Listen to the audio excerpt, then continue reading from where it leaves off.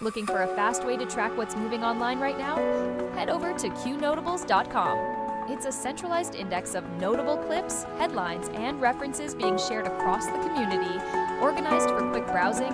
Use it to spot patterns, pull links, and build your own research list. Qnotables.com. Browse the notables, verify the facts, stay informed.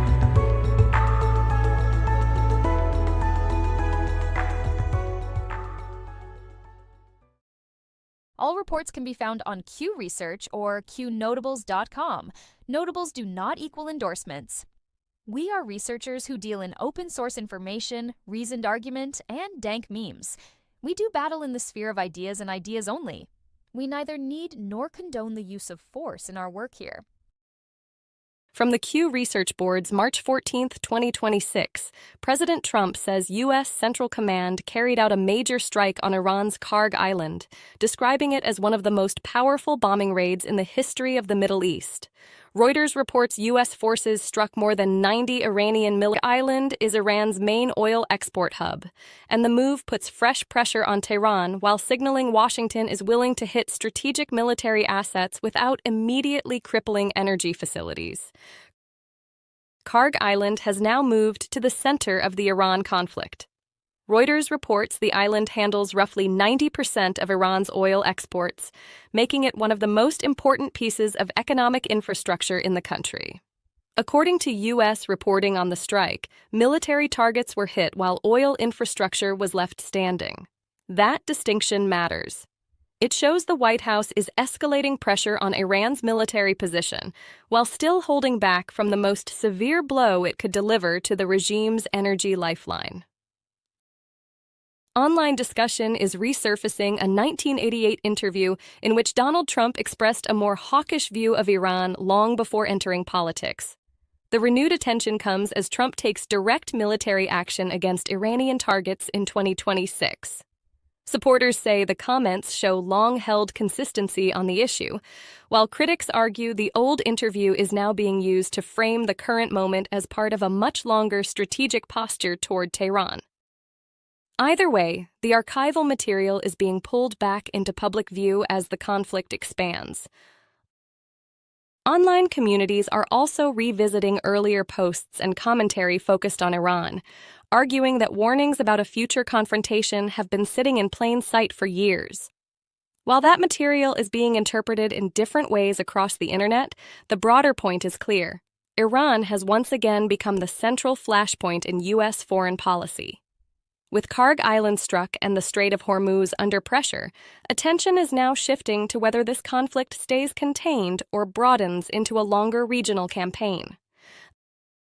A new controversy is growing in Minnesota over Medicaid's spending on autism services. Recent reporting says the state's spending surged sharply in just a few years, while questions mounted about fraud, oversight, and provider accountability. Federal action has already followed broader concerns over Medicaid management in Minnesota, and critics say the Autism Services program may now become another major test of whether the state can show taxpayers where the money went and whether the safeguards were strong enough to stop abuse before costs exploded. Polling and political messaging continue to show strong Republican support for stopping Iran from obtaining nuclear weapons. That position is now being reinforced by the Trump administration's military posture, including the Karg Island strike and continued pressure on Iranian military infrastructure.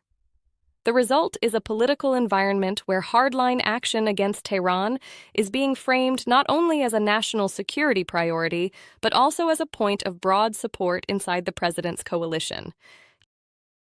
Canada is nearing a grim milestone in its medical assistance in dying program. Multiple reports say the country is on track to surpass 100,000 assisted deaths this summer, less than a decade after the program began. The issue remains one of the most contested moral and political debates in Canada, with supporters calling it expanded choice and critics calling it a warning sign of how far the system has moved. As the numbers rise, pressure is likely to grow over where Canada draws the line next.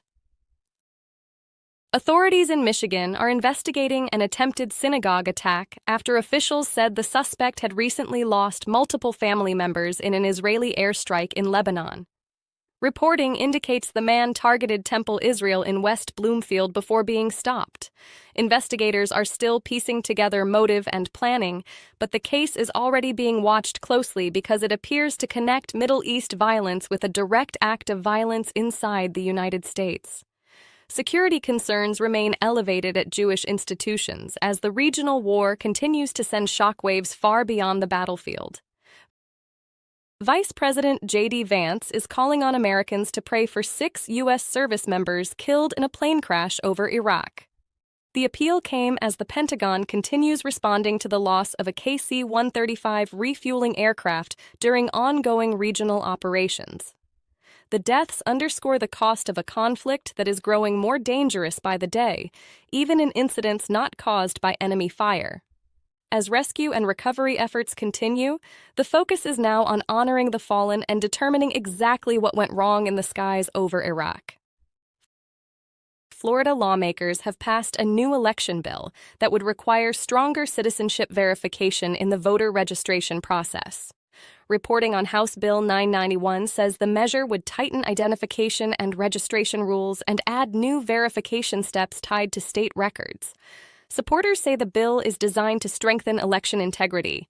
Opponents say it will face legal and political challenges. Either way, Florida is moving further toward a model that places citizenship verification at the center of election administration.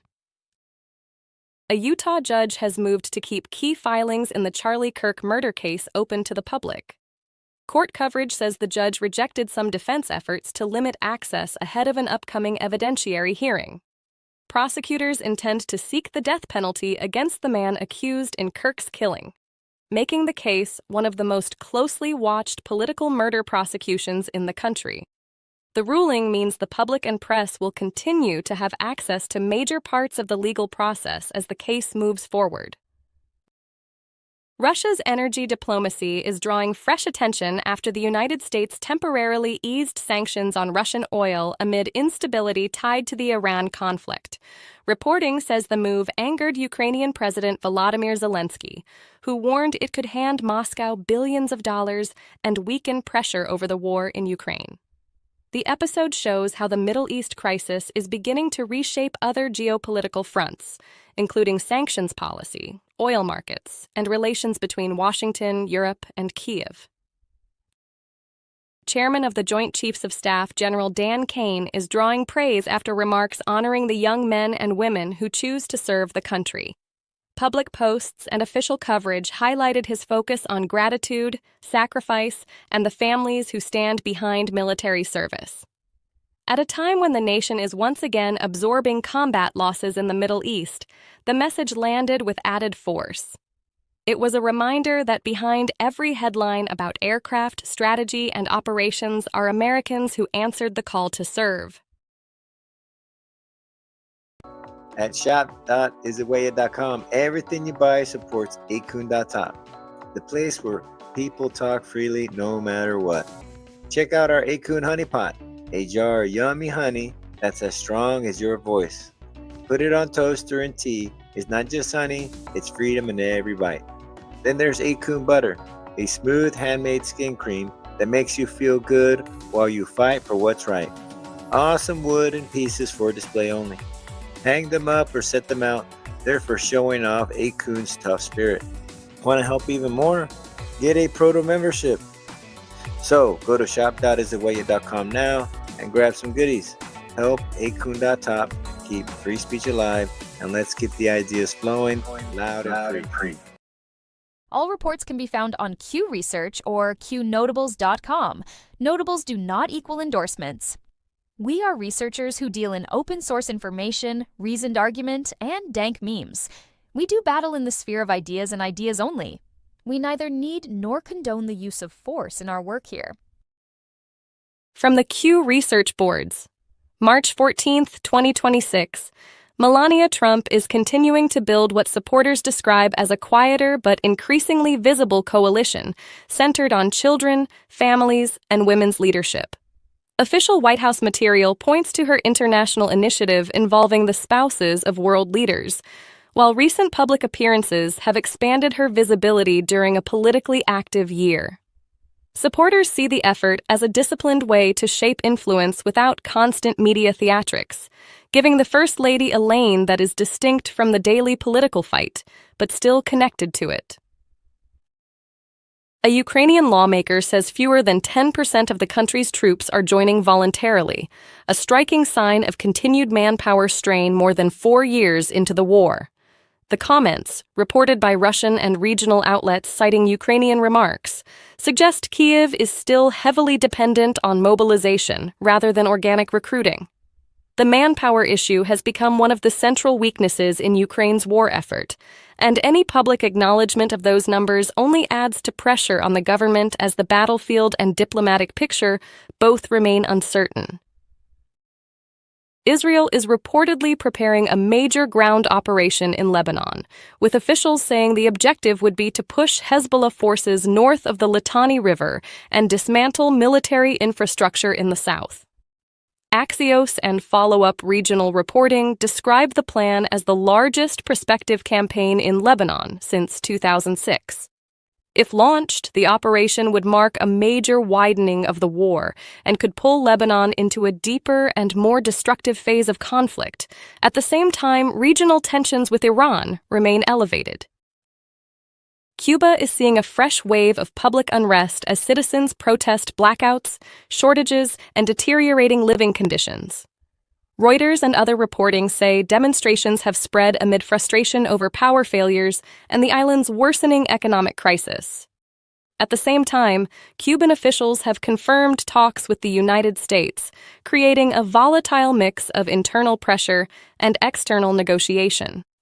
The protests show that domestic conditions on the island are becoming harder for the regime to contain as anger moves from private frustration into the streets. More than 80,000 AI-powered cameras tied to flock safety are now operating across the United States, according to recent reporting and surveillance tracking groups. The company's license plate readers have become widely used by police departments, but they are also drawing growing criticism over privacy, errors, and how much data is being collected on ordinary Americans. As the network expands, so does the debate over whether law enforcement technology is improving public safety or normalizing mass surveillance on a scale most Americans never agreed to. Artificial intelligence company Anthropic is in court fighting a Pentagon designation that labeled it a supply chain risk and effectively blocked its products from Defense Department use. Reuters reports the company says the blacklisting could cause severe business damage and is now challenging the action in multiple courts. The fight is bigger than one company. It raises broader questions about who gets to define acceptable AI guardrails for national defense and how quickly the government can move to shut a major technology provider out of the federal market. A strange online theory is making the rounds again after century-old sketches were said to contain references that resemble Donald Trump. Articles circulating this week point to antique drawings and symbols that internet users claim match Trump's name and even the number of the presidency. There is no evidence behind the time traveler theory itself, but the story shows how quickly political folklore and meme culture can turn old art into viral speculation. In the current media environment, even fringe theories can become part of the day's conversation almost overnight. A man reported to have worked security for Congresswoman Jasmine Crockett was killed after an armed standoff with Dallas police. Local and national reporting says the suspect was wanted on a warrant tied to impersonating a peace officer and was shot after pointing a gun at officers during the confrontation. The case is drawing attention not only because of the violent end to the standoff, but also because of questions about how someone with that background remained connected to political security work in the first place. Former Senator Kyrsten Sinema has acknowledged in court filings that she had a romantic relationship with a married member of her security detail. The admission came as she sought dismissal of a lawsuit filed by the man's estranged wife, who accuses Sinema of intentionally interfering in the marriage under North Carolina law.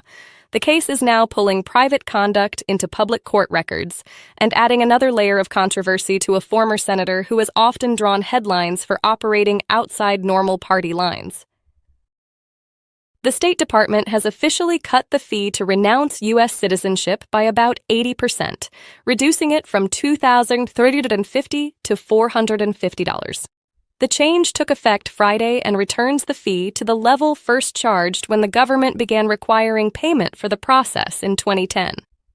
Officials say the move responds to long-standing criticism that the old fee was excessive. For Americans living abroad or seeking to sever legal ties with the United States, the decision lowers the financial barrier to a life-changing legal step. In Texas, an armed man wearing tactical gear was arrested after entering an elementary school through an unsecured door. Authorities say the suspect, identified publicly as Kyle Chris, did not reach students and was later taken into custody on a felony weapons charge. Some reports also identify him as a naturalized immigrant from Iraq. The incident is raising immediate questions about school security, access control, and how an armed adult was able to get inside a campus building before being stopped. Former National Security Advisor John Bolton is back in the spotlight after commentary about his 2025 indictment over classified information resurfaced, alongside renewed criticism of his foreign policy worldview. Justice Department statements say Bolton was charged in connection with transmitting and retaining classified material. Since then, Bolton has portrayed the case as politically motivated. The legal case and the reaction to it continue to fuel a larger fight over the legacy of America's interventionist foreign policy camp, and whether that old neoconservative model still has any public credibility left. Every voice matters. The power of free speech is more important than ever. Imagine a place where you can share your thoughts freely, explore new ideas, and engage in meaningful conversations anonymously. With online anonymity, you can express yourself without fear of judgment. It's about freedom, creativity, and connection. Join the conversation that matters. Embrace your voice. Celebrate your freedom. Visit 8kun.top today. That's 8kun.top. That's all for now. Stay alert, stay informed, and never hand your thinking over to anyone on a screen, including me. God bless you, God bless our troops, and God bless the United States of America. See you soon. Today I'm going to talk about our incredible artillery force comprised of American soldiers and Marines who've been sinking ships, destroying depots, and launching Army tactical missile systems, or ATACMS, precision strike missiles, or PRISMs, and high-mobility rocket systems, or HIMARS. From outside Iran, our Army and Marine artillerymen are hitting sites that Iran relies on to project power beyond their borders and protect our deployed. In just the first 13 days of this operation, our artillery forces have made history. They fired the first precision strike missiles ever used in combat, reaching deep into enemy territory. They've used Army ATACMS to sink multiple ships, including a submarine, and they've done all of this with the precision and determination that comes from relentless training and trust in each other and in their weapon systems. Yesterday, I had the incredible honor and privilege of speaking with some of our young soldiers from the 3rd Battalion, 27th Field Artillery Regiment out of Fort Bragg, North Carolina, the unit and the crew that fired the first precision strike missiles. The soldiers I met came from all over this great country: New York, Texas, Delaware, California. One had been in the Army only 6 months and been in the unit for 2 months and was already deployed. He was the youngest at 20, but you would not know it from the way that they talked about their mission. The others were 22 and 28 years old. They spoke with the sense of calm pride, purpose, and clarity that tells you clearly they understand the weight of what they're doing and the people who depend on them. I asked them to walk me through a fire mission. I asked not just what they do, but what they feel, especially those first crew members on this particular mission. These soldiers basically live in these vehicles behind us. The cab, very tight, two folks sit next to each other with the crew commander behind them. It's jammed inside there with their personal weapons and kit.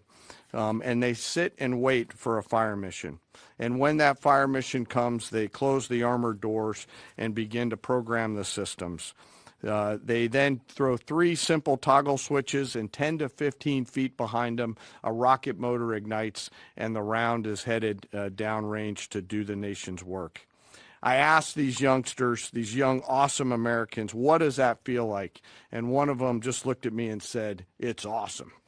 No drama, no hesitation, in the middle of the day, in the middle of the night, in the sun, the rain, in the snow, flawless execution. Their Marine counterparts are out there doing the same thing every night. Same work, same pressure, same expectations, same results. And we hand tremendous and enormous responsibility to these young Americans, and they carry it with a level of maturity, grit, professionalism, and tenacity that makes me incredibly proud to be a part of their joint force. Their parents and families would and should be incredibly proud, and their leaders and I trust them to do the deeds that they must do in difficult circumstances every single time. I also want to touch today I want to touch for a moment today on their leadership. These young Americans are led by extraordinary young leaders out at the tactical edge. Yesterday, the battery commander and her NCO were there with this crew on the same video screen. The two of them hardly said a word. They didn't have to. In their eyes, and in particular the commander's eyes, you could see the quiet trust and confidence she had in these soldiers and the rest of their battery. It came through loud and clear, and we appreciate their leadership. When I asked these soldiers yesterday, what is it that you need from the Secretary and I, they looked at each other, paused for a moment, and looked back at me and said, "More rounds, sir." It was awesome. So thank you to those soldiers and Marines out on the firing line supporting our mission, and